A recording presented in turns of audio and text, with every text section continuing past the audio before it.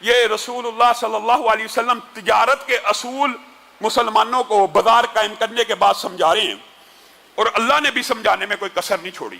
یا ایھا الرسل یا ایھا الرسل کلوا من الطیبات واعملوا صالحا۔ اللہ اکبر۔ یہ اللہ تعالیٰ کن سے مخاطب ہے؟ رسولوں سے، جو کائنات کے اندر سب سے اعلیٰ عرفہ ہستی ہیں، جن کے تقوی کے اوپر کوئی اعتراض ہو، جاہل ہی ہوگا جو کر سکتا ہے، کوئی شک و شبے سے بالا تر یہ ہستی ہیں کہ جن کے سروں کے اوپر اللہ تعالیٰ نے نبوت کے تاج رکھے ہیں، اللہ تعالیٰ انہیں بھی حکم دے رہا ہے، یا ایھا الرسل کلوا من الطیبات واعملوا صالحا۔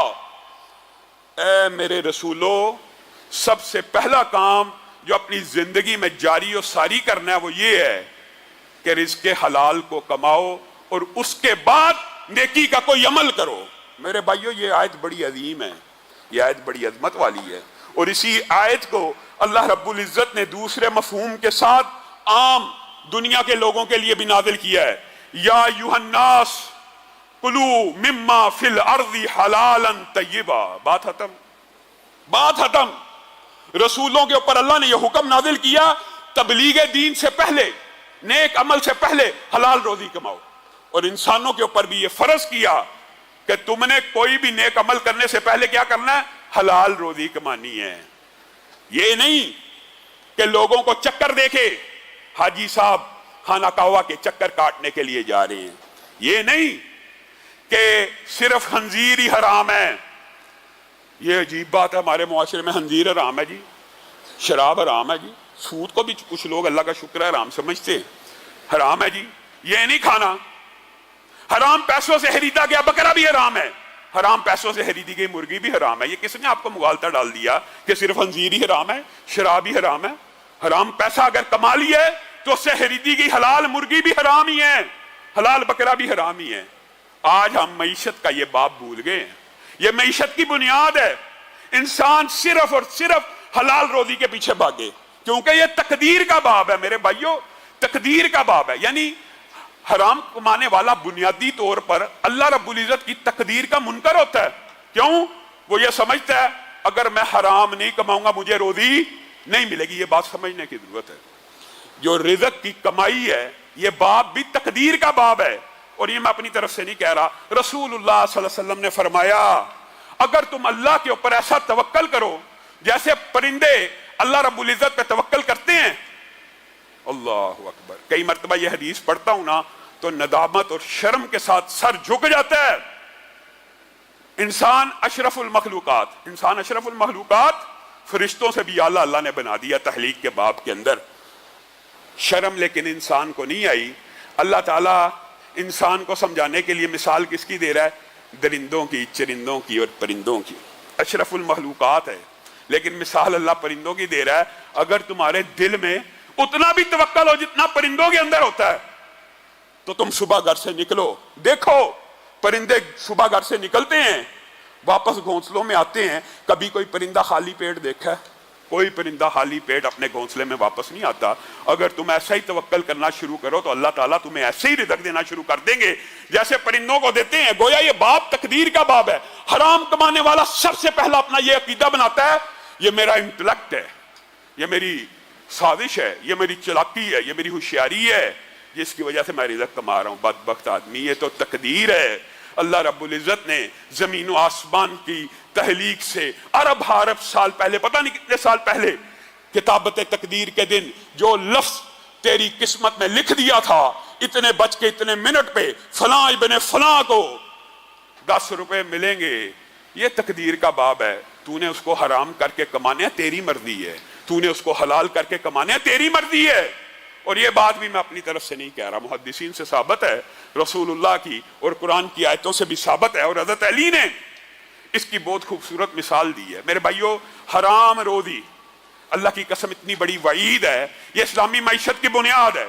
جو حرام روزی نہیں چھوڑتا، بات سخت ہے لیکن یاد رکھیے اس کی عبادات بھی قبول نہیں ہوتی۔ اور یہ بات بھی میں اپنی طرف سے نہیں کہہ رہا، آگے آئے گی بات، موقع ملا تو آپ کے سامنے رکھیں گے۔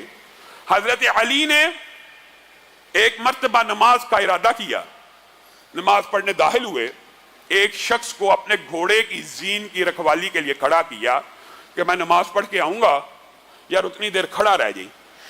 اب اس بندے کے ذہن میں خیال آیا یہ میں کس وجہ سے اس کی چوکیداری کروں، نہ اجرت طے ہوئی نہ معاوضہ طے ہوا، جو بھی اس کے ذہن میں خیال آیا۔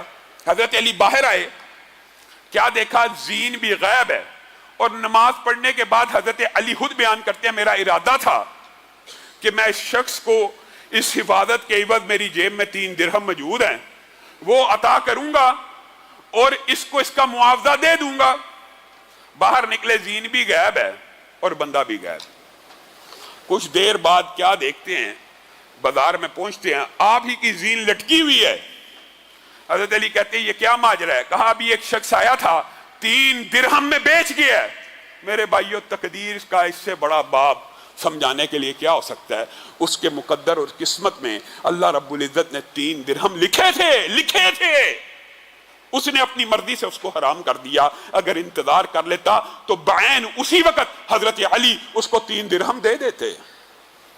آپ کو کسی نے مغالطہ ڈالا ہوا ہے کہ اگر میں یہ سازش، یہ چلاکی، یہ پلاننگ، یہ فراڈ، یہ دھوکہ نہیں کروں گا مجھے 10,000 نہیں ملے گا۔ اللہ کی قسم ملے